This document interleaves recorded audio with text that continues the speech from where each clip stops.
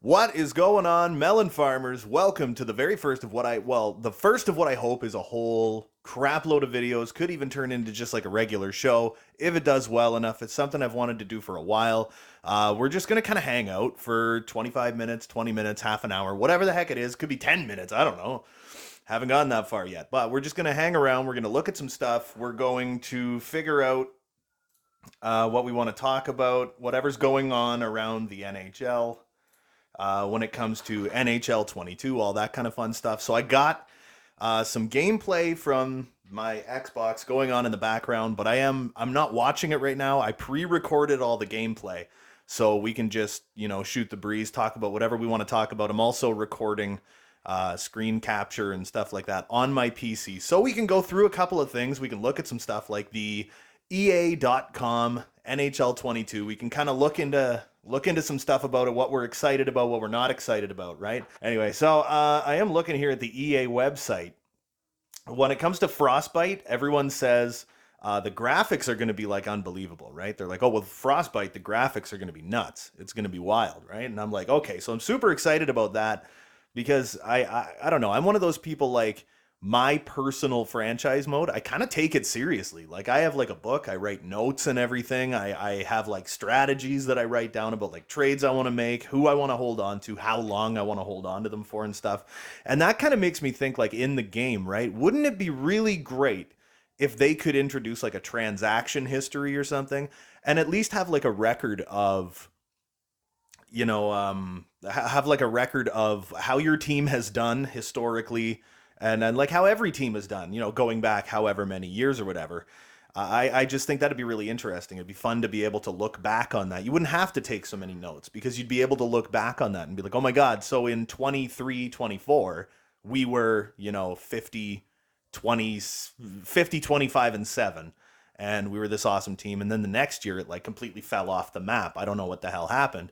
And then you can go back into your transaction history and be like, oh crap, we traded this guy away. Let's go see how he has done since then. And he's like lighting it up in Minnesota or something like that. And your team suffered because of it. It would add a layer of depth that I think would be really, really fantastic. There's so many things about the EA NHL games that it's like, how are these things not in the game? Like contract negotiations. I sound like a broken record because I've been saying this absolutely forever.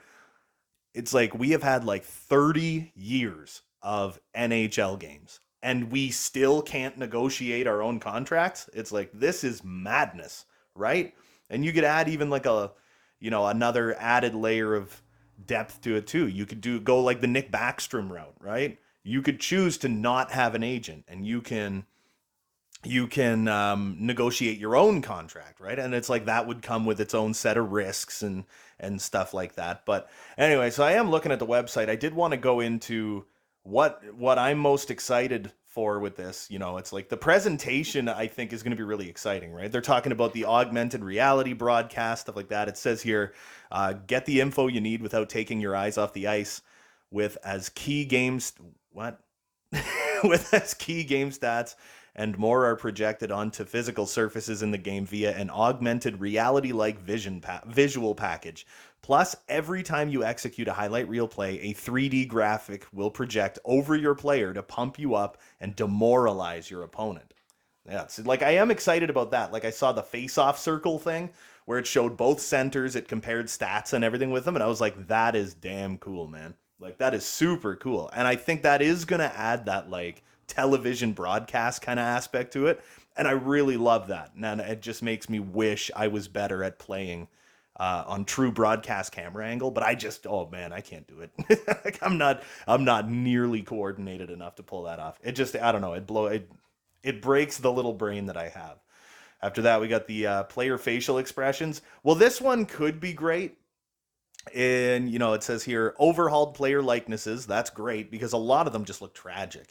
Eye movement animations and shaders for hair and skin make players look and act more realistic everywhere on the ice. Eye movement and facial expressions visibly react to the changing environment and in-game moments.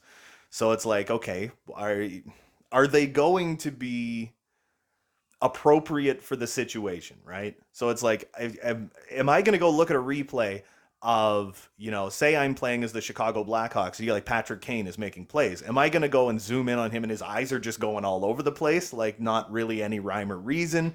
Or if there's a guy on the left, like DeBrincat is on the left, I could feed him a cross creaser or something. But it's like, is he looking at DeBrincat or is he just going cross-eyed and his eyes are twitching out and going all over the place, right? And then it's like, is he gonna do facial expressions appropriately, or is it gonna be like one of those things where it's like his facial expressions are just changing all the time? Like he's got this like schizophrenic look about him, you know what I mean? So it's like, I don't know, man. I'm kind of excited to see what they can do with that, but I am like cautiously optimistic. You know what I mean? Oh man, this one I am excited about though. Win the puck, deke, and shoot like never before. The stick physics thing, stick play has been overhauled with new gameplay physics, resulting in moves that look, feel, and affect games in true to life ways. Expect realistic puck battles for the puck, fouls called for stick to body contact, and more. Now, I saw in the gameplay trailer when they showed Buddy went for a poke check, and rather than Buddy falling down and being tripped by it, it was like a weak poke check, and it really just bounced off Buddy's skate, and he just kept going, and it didn't slow him down at all. And I'm like, oh God, thank you. That's the thing. It's like in previous NHL games, players fall way too easy, and it's like a huge friggin' problem, right? It's like, and one of the worst things too, right, is you get in that there's like an area around a player's skate. You know what I mean? Where it's like you can poke check 3 feet off of a player's skate. You're nowhere near him. You never touched him. And he'll fall down anyway because you're just in that vicinity, So I'm really excited for that because I kind of feel like maybe they fix that a little bit, and that would be absolutely beautiful if they did. And the deflections look a lot better. The deflections look great. Now, in the first trailer when they showed, I can't remember who the heck it was. Somebody wound up for a one-timer. And it was Quinn Hughes. Quinn Hughes winds up for a one-timer. It was one of the most disgusting, tragic-looking windups I've ever seen. It was like Nintendo 64, like just big, flamboyant body flopping around all over the place, like he was twisted in half. And then the deflection was meh. But everything I've seen though, it looks like the deflections are going to be great. Everything is going to be great. I just really hope that it basically works properly. You know what I mean? So that's definitely something to get excited about. But yeah, so there's just some things to look at, when it comes to NHL 22. I am excited for this game. I'm cautiously optimistic because I do remember NHL 15 when it made the move to next gen. It was kind of stripped down a little bit. There are still what am I trying to say here? There are still like trailer releases and stuff like that have to come out before the game is released, and it'll be interesting to see when they release like just gameplay trailer, like the just game, like they released the gameplay trailer, but they only had what did they say? There was a couple YouTubers that went through and actually cut all the actual gameplay out of it and compiled it, and there was like 33 seconds in the 5-minute trailer that was gameplay. The rest was still all like cinematic cutscene crap. And like, it's like, come on, EA, man. You're not telling the whole story, man. You're telling a version of the truth. But come on, you gotta be better than that. If you're gonna give me a gameplay trailer that's 5 minutes long, I expect the majority of it to be gameplay and not cinematics where you just talk about how great the gameplay is. You know what I mean? So moving on. For the people that don't know, and I know like a lot of people watching this are going to be like, who the hell doesn't know? But a lot of people don't. You know what I mean? A lot of people don't actually know. If you have EA Play, and you can just get it for like 1 month. So if you haven't pre-ordered NHL 22 yet, but you want to, like, don't pay full price for it. You know what I mean? I saw on, I think it was Discord, somebody said you can get 20% off. But the way you do it is... you get EA Play for 1 month. It's like $5 or something like that. You get it for 1 month, and that allows you to get the 10-hour free trial. But don't order the game yet. Fire up NHL 21, and there should be like a little clickable thing in your game where it says get 10% off NHL 22. So you click on that, and then it kind of connects with your EA Play. And someone said you can get 20% off. Don't quote me on that. I don't know that that's like 100% true, but I am going to be looking into it because I did hold off on pre-ordering NHL 22 because I just wanted to wait and see what all the options were and everything. And I'm a procrastinator and I'm lazy. So there's also that, right? So yeah, October 7th. If you have EA Play, you will get the 10-hour NHL 22 free trial. So you get it for 10 hours. When you're done, remember to quit game. Quit game. Otherwise, if you just, hit the home button on your Xbox or your PlayStation and then start doing other things, the game's not going to close. Your trial's going to run out. So close game, quit game. Definitely quit the game. Or just turn your damn console off immediately. Instantly. And then on the somethingth of October, I think depending on which edition you get, some tells me it's like October 15th or it's October 16th. The full game releases for the standard edition. So there's like a week of a gap there. But if you get like the X Factor edition or something, it comes out on the 12th, I believe. So I'm pretty sure that is what I'm going to be getting. I was thinking about doing some like online stuff this year.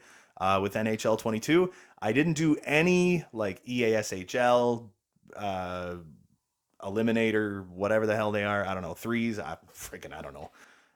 Like the Be a Pro, I was thinking about doing a second Be a Pro again. Everybody kind of voted, and it seems like what people want DMac to do. They want me to be DMac, and they want me to be a left wing sniper, and they want me to start in the NHL. That seems to be the general consensus. So regardless, I'm basically going to do whatever you guys want. But there was a couple of people, though, that commented and said you should make a second series as an enforcer and just go out there, have fun, lay people out, and just fight. And that'll be like the whole series, right? And it was like, sure. Like I could kind of get behind that. It is fun. It is fun being an enforcer because you're not worried about points. You're not worried about winning the game. You're just, the only thing that you're concerned about is just fighting people, right? That's all you do is you walk out, you play dirty, you fight. It's a great time had by all. And if you win, that's just a cherry on top, right? A lot of fun. But the franchise mode, as per flippin' usual, is not going to be done until like a week or two after the game's released because they tend to take their time on that first roster update. You know what I mean? So I'm going to wait until that first roster update comes out, which is usually a week or two after the game is released. And then you start the franchise mode because you will actually have up-to-date rosters. The Be a Pro, I don't really care because you pretty quickly get through your first season. Like, by the time we start franchise mode, I expect to be, like, in the playoffs of our first year in the NHL in the Be a Pro. So it's like, well, by the second season, the league is so unrecognizable because of all the trades that have happened and crap like that it's like, the teams don't look anything like they used to. So who cares, right? Who cares about the roster update when it's like, oh, well, Ho-Sang signed a PTO in Toronto, but he actually got signed by, the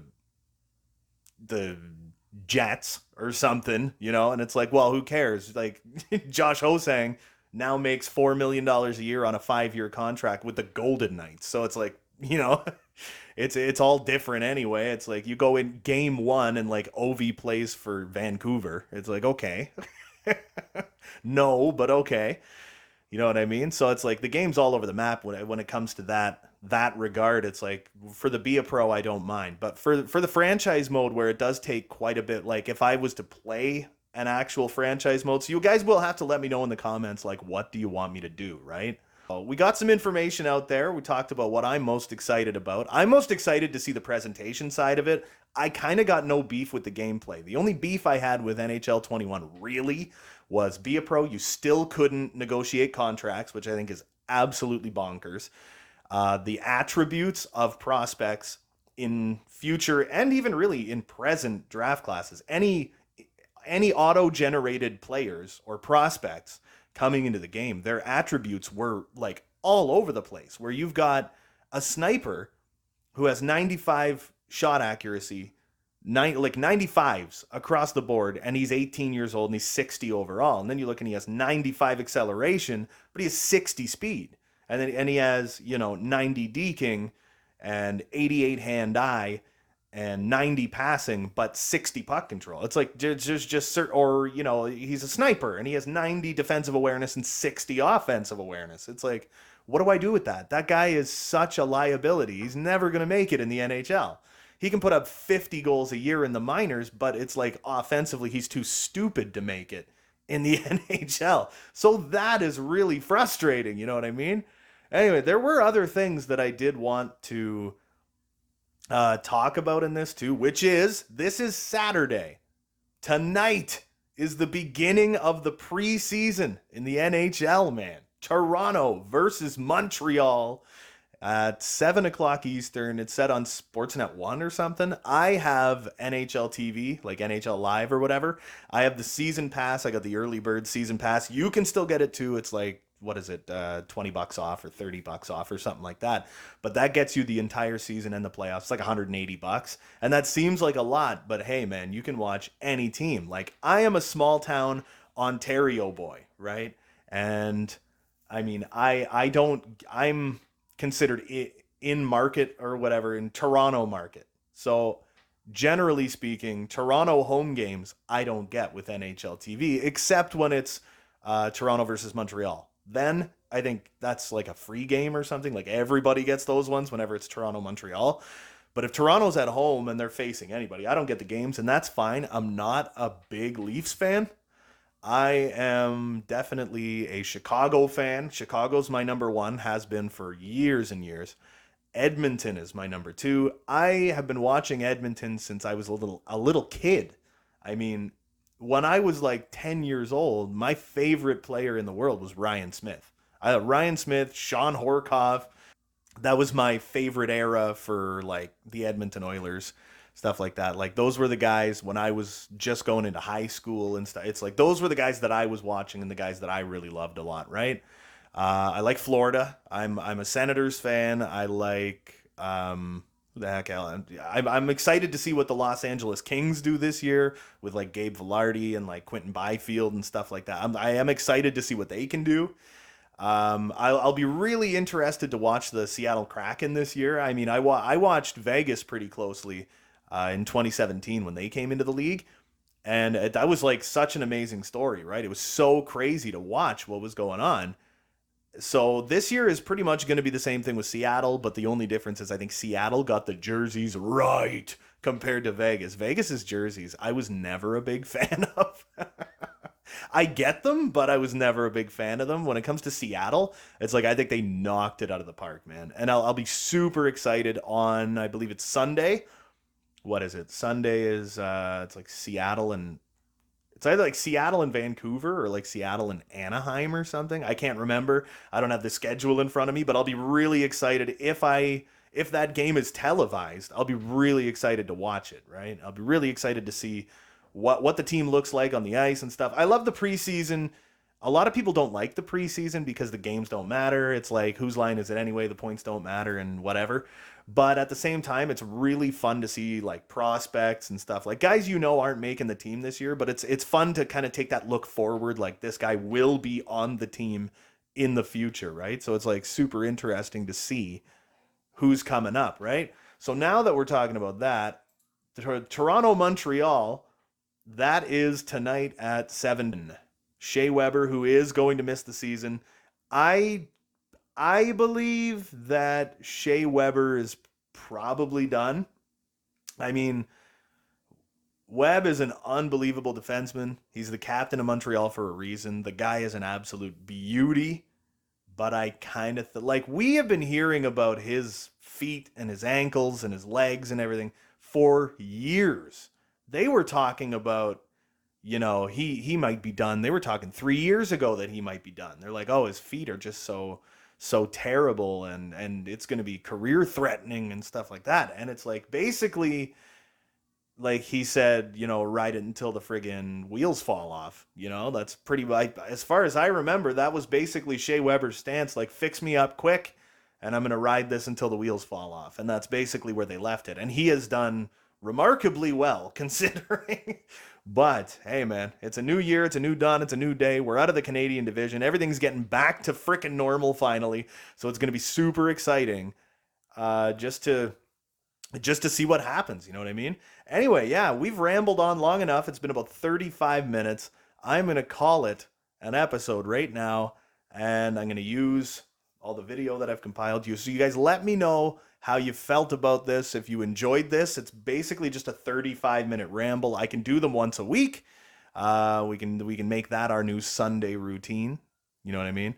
Or if they just do catastrophically bad, I don't know, maybe we just won't do them anymore. It was just something fun to think of, so like spice it up a little bit. Let's change things a tad and we'll go from there, right? Anyway, that is going to do it for me for this one. Don't forget to hit like and subscribe if you haven't already. We're almost at 1,000 subscribers. It has been a long, hard road, but we're pretty much there now. Anyway, until next time, you beautiful melon farmers, have a good one.